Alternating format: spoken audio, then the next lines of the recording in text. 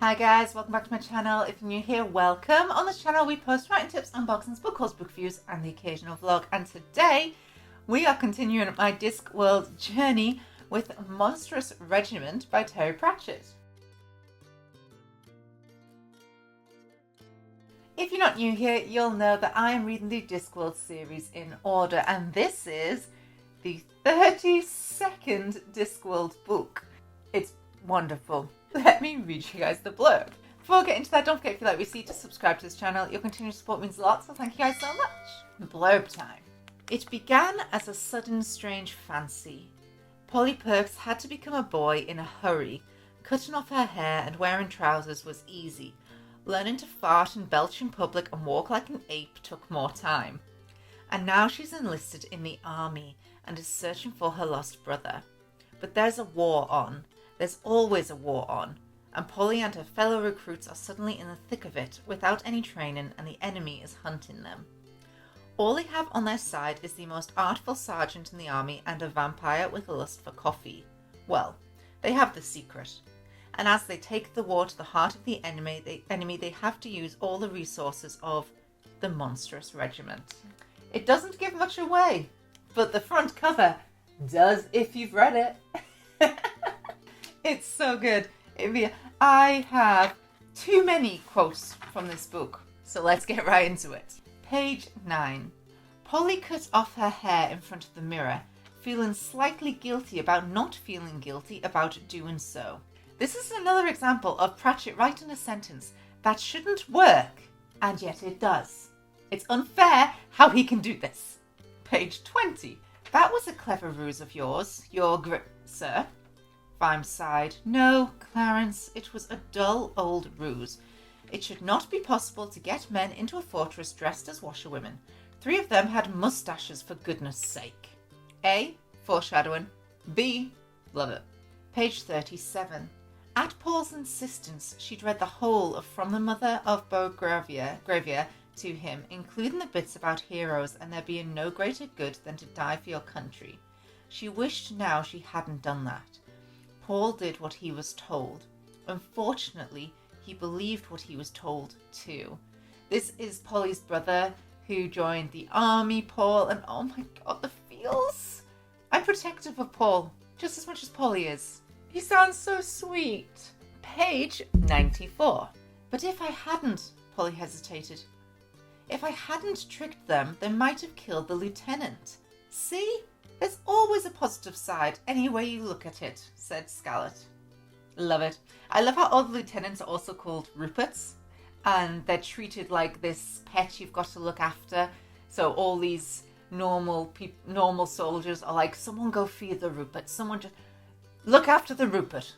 You got to make the Rupert's bed. You got to go shave the Rupert. It's all about sorting out the Rupert so everyone else can get on with the war. Page 130. By the time Polly had finished teaching Wazza some of the finer points of using a high-performance pistol crossbow, especially the one about turning round with it cocked and saying, "What is this bit for, Sarge?" Wazza handled weapons like a house-proud woman disposing of a dead mouse, at arm's length and trying not to look. But even she was better with them than Igor, who just didn't seem at home with the idea of what was, to him, randomized surgery. I love Igors. Igors are amazing, and Wazza really reminded me of in Night Watch, where Vimes is teaching. I've lost his name. I'm going to write his name down here. How did I forget? I talk about him all the time to Matt because we both say his name differently. But telling him that when the safety is off, Mr. Crossbow is not your friend. Really remind me of Wazza here. Page 197.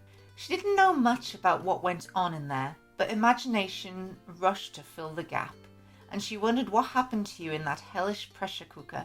If you were tough like Tonka, it boiled you hard and gave you a shell. Lofty, it was hard to know. She was quiet and shy until she saw firelight reflected in her eyes, and sometimes the flames were there in the absence of any fire to reflect. But if you were Wazza, dealt a poor hand to start with, and locked up and starved and beaten and mistreated, Nuggin knew how, and yes, Polly thought Nuggin probably did know how, and pushed deeper and deeper into yourself, what would you find down there?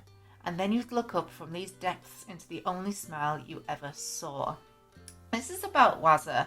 So 3 of the regiment were actually in, I'd call it like a workhouse, but where they send women who misbehave and they're mistreated, sexually abused, all the awful things you can imagine happen to them. And Pratchett uses these 3 to show the different things it could possibly do to you. You know, you get really tough and have a shell, or you become a wee bit psychotic, or you're just really hurt and mentally unwell. And that's Wazza. And it's, you know, for Pratchett always does this. For a comedy author, God, does he go into some tough subjects. Page 200. Polly shivered and was aware that someone was walking beside her. She looked up and groaned. You're a hallucination, right? Oh yes, you are all in a state of heightened sensibility caused by mental contagion and lack of sleep. Death has to make an appearance, and I love him. Page 218. Really, Private, it would simply not work. Oh, you're brave, certainly, but what makes you think you stand a chance of passing yourself off as a woman? Well, sir, what? Spoiler alert, skip to this time here. The Monstrous Regiment are all women, disguised as men, apart from the Rupert. And the Rupert thinks Polly can't dress like a woman because she wouldn't pass as a woman. But she is a woman. And this happens all the way through this book, where the women are accused of not being women, but the men, when they're dressed up as women, pass as women. Page 228. There was a shadow, a sense of movement, and the vampire slumped forward, stunned by an 8-ounce sack of coffee beans that had dropped out of a clear sky. Maledict, the vampire, is a black ribboner, but they rely on coffee. They ran out of coffee, it was stolen. So they're about to revert to being full vampire until some coffee beans fall out of the sky, and I just love it, because you know where those coffee beans have come from. We know who's doing this, but I also love how after this, Maledict will not give them the coffee beans back. They're just like sucking on the coffee beans. That was a terrible face. Page 251.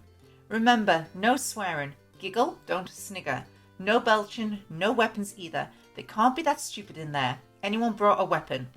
There was a shaking of heads. Did you bring a weapon, Tack Magda? No, Polly. No item of any sort with a certain weapon-like quality, Polly insisted. No, Polly, said Tonka demurely. Anything perhaps with an edge. Oh, you mean this? Yes, Magda. Well, a woman can carry a knife, can't she? It's a saber, Magda. You're trying to hide it, but it's a saber. But I'm only using it like a knife, Polly. Magda, Tonka, I love them. My last 2 quotes now. Page 320. Bits of uniform turned up. Jade found some trousers that fitted by locating a clerk who was Polly's height, lifting him up and pulling them off him. Jade is a troll. I love her. And finally, page 338. I just want to say, Jack Rum's backstory. My heart. Oh my God, Jack Rum. I love Jack Rum anyway. But that backstory? Pratchett in the feels here. It's now time for my overview. So this is the 32nd Terry Pratchett book. And if you're not new here and you've been watching my Discworld series, you'll know I had a little bit of a slump with, I think I had like 2 Pratchetts in a row that were 3 stars. The last 2 have been 5-star rates, and I'm so happy because this one was awesome and so much fun. Enjoyment, 10 out of 10. Writing style, 10. Plot, 10. World building, 10. Characterization, 10. Representation, 10. And originality, 10. But I gave this book 4.75 stars out of 5. Something didn't sparkle, and I don't know why or what it is, because this book, perfection, written perfectly. I love the representation. I love all of it, the plot, the characters. I mean, it's one of the only Pratchett books, apart from Witches, that is basically all women. It's so good. The representation is great for me. I don't know why something didn't sparkle. I should just give it 5 stars, shouldn't I? 4.7/5 stars. I'm stuck, guys. I'm really stuck. But Monstrous Regiment, such a good one. Highly love it. I believe the next one after this is A Hatful of Sky, so we will be returning to Tiffany Aiken. I'm so glad the 5-star Pratchetts are back. I really am. And that's it for this book review. Thank you guys so much for watching. I hope you enjoy what you see. If you like this video, don't forget to subscribe to this channel. If you like to see since I upload, click that little bell down below. You can also follow me on Instagram, Facebook and Tumblr. I post bookish pictures as well as marketing tips and unboxings on there. And thanks for watching, guys. Bye!